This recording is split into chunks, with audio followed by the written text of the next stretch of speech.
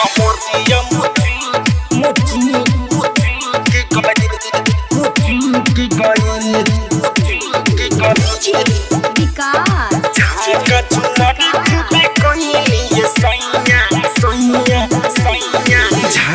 झुमर खूबे कोई सैया रात कमरिया मुचुक गई झाका झुमर खूबे कोई सैया रात कमरिया मुचुक गई पलंग के पाटी बाबू बड़े खाबर पलंग के पाटी बाबू बड़े खाबर अगल बगल हुचुक गई झाका झुमर खूबे कोई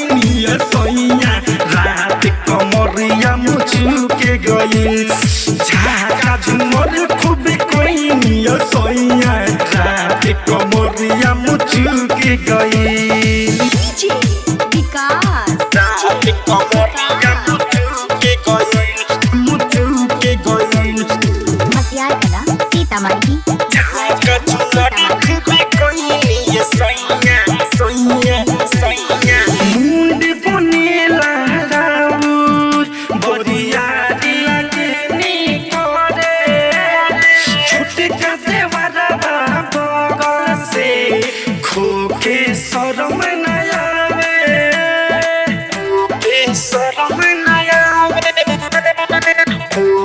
शरम नया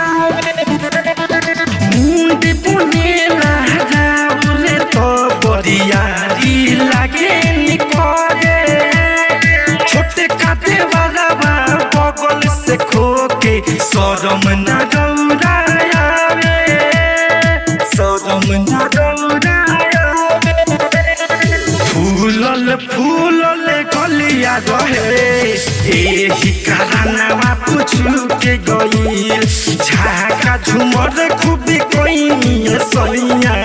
रात कमरिया मुचुक गई पलंग के पाटी बाबू बड़े खाबर पलंग के पाटी बाबू बड़े खाबर बगल बगल हुचुक गई झाका झुमर खूबे कोई सैया रात कमरिया मुचुक गई झाका झुमर खूबे कोई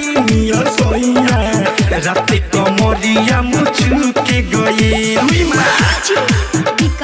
मुचुक गई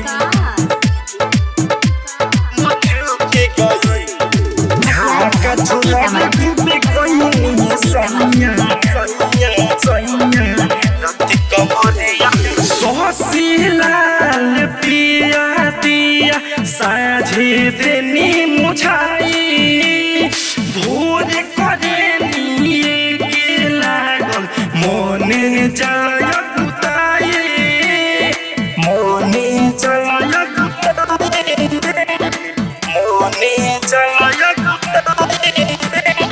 किशोर पिया दिया साझे देनी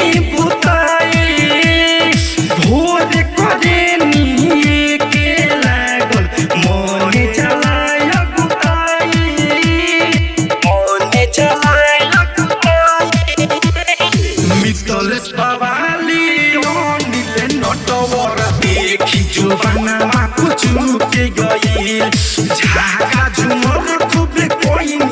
सैया रात कमरिया मुचुक गई पलंग के पाटी बाबू बड़े खाबर पलंग के पाटी बाबू बड़े खाबर अगल बगल हुचुक गई झाका झुमर खूबे कोई सैया रात कमरिया मुचुक गई झाका झुमर खूबे कोई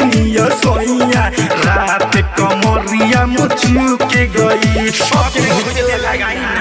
चलिए माही रिकॉर्डिंग स्टूडियो कटगेनवा चौक।